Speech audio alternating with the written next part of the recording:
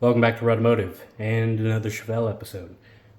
This time, kind of did some work without you guys because, well, it felt a little much just doing the same grind, drill, weld, grind, repeat process.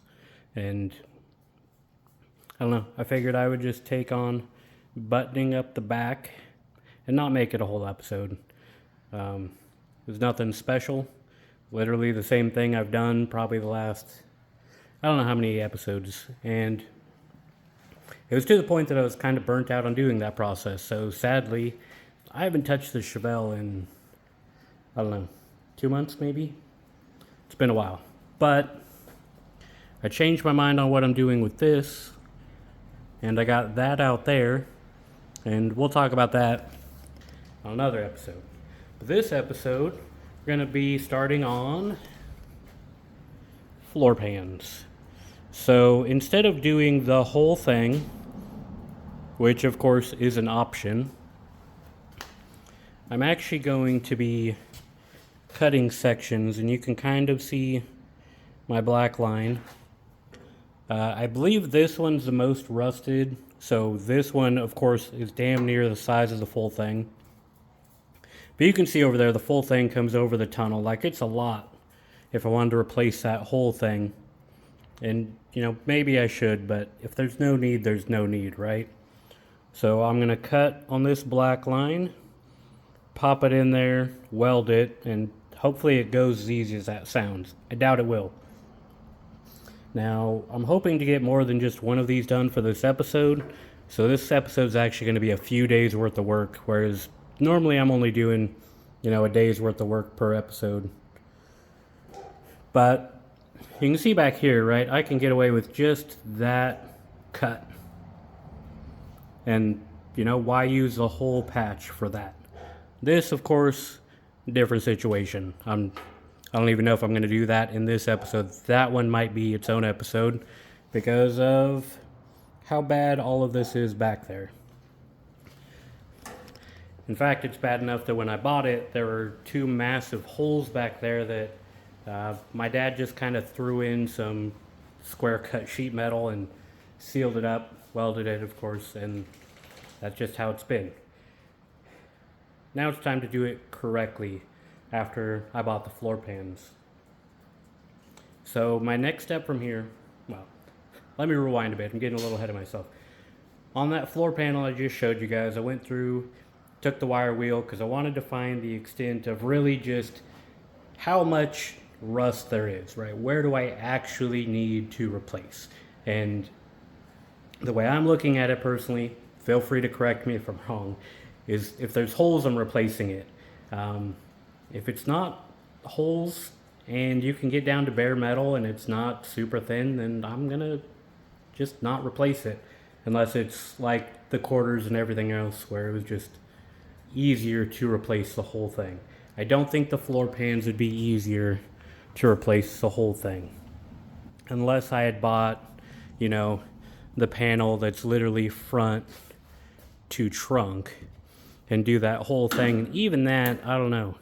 The trunk was one thing because I cut the whole back of the car off, and even that I probably could have got away with patches, so that might not have been the best decision. But I think patching this is the best decision. My next step is to cut, and then I'll set this on the new panel for a template. And I might do what I did on the last video and pop in and out while I'm doing work and walk you guys through my thinking so that when you guys are commenting below, you can give me some good feedback on how you would do things differently. And I feel like I'm probably starting to talk in circles. I don't know. So let's get cutting.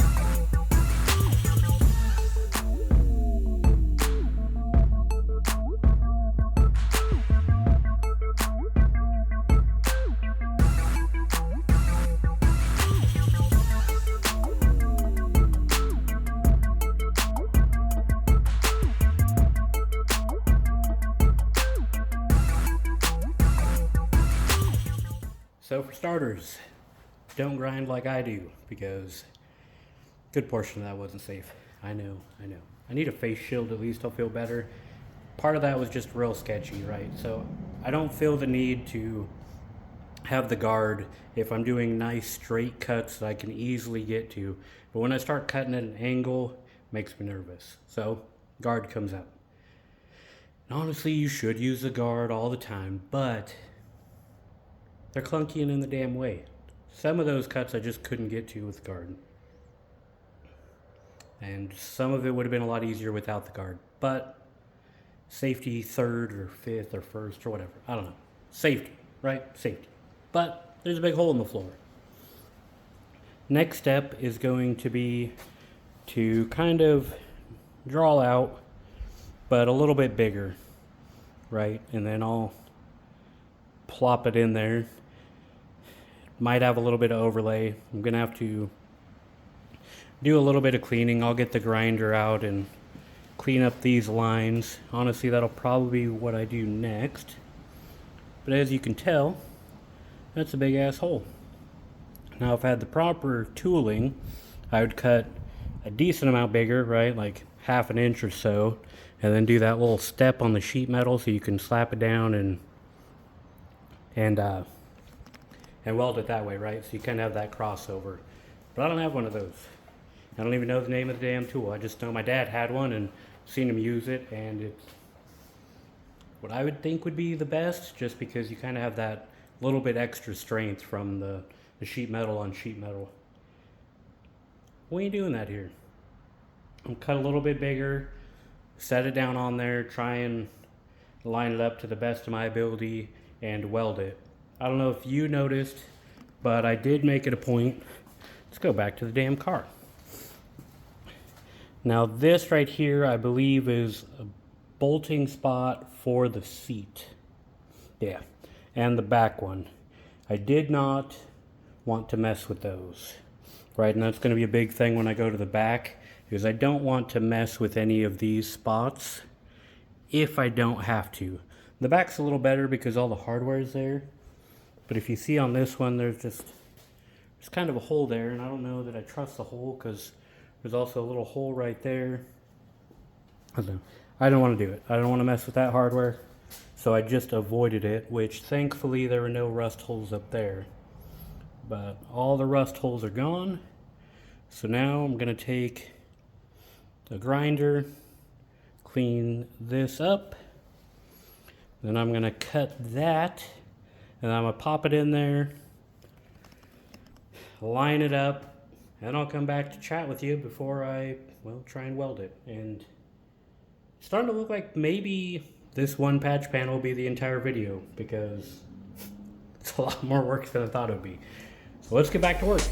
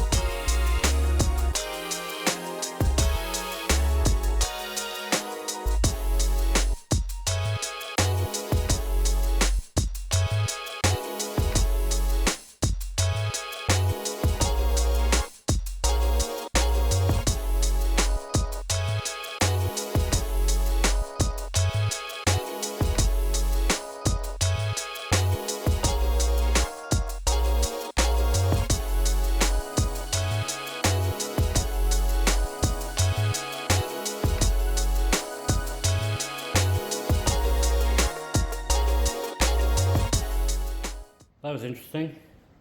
Probably not my best work. Then again, it's the first time I've ever done a floor pan, so it's definitely not perfect. I have it set to overlap instead of going flush. The other great thing is I don't have any clamps that are actually big enough to hold it in place, so that sucks. These magnets suck. They will not also hold it down, so I'm basically going to have to kind of push it down, tack it in places, make sure I like it, and then start setting beads, I guess. Just make the hell out of this thing, push her down, sand it, push her down and weld it. Oh man, that's how you can tell I'm getting tired and hungry. I can't talk. So that'll be part of this video, of course. I'm gonna do that. Probably won't get the whole thing welded up tonight, so I'm gonna have to wrap up this video another night. We're gonna keep going. It does kind of suck that I don't have anything strong enough to clamp it down into place. That means I'm gonna have to definitely be a little more careful as I'm going through. The nice thing is it does kind of snug in there well. So down below kind of looks like crap. I don't know how to fix that in the future. I don't know if I just seam seal it really well and then paint it. You know, it's underneath the car. I don't know how much it's gonna matter. It's not gonna be no damn Riddler award-winning car. This is gonna be very clearly my first huge project, right? Never done any of this. It's learning. Will it look cool? Sure. It's gonna be perfect? Hell no. It's gonna look like a professional did it? Also no. But I'm happy with it. We're getting there. So let's see how well I can weld this, and then I'll get back to wrap up the damn video.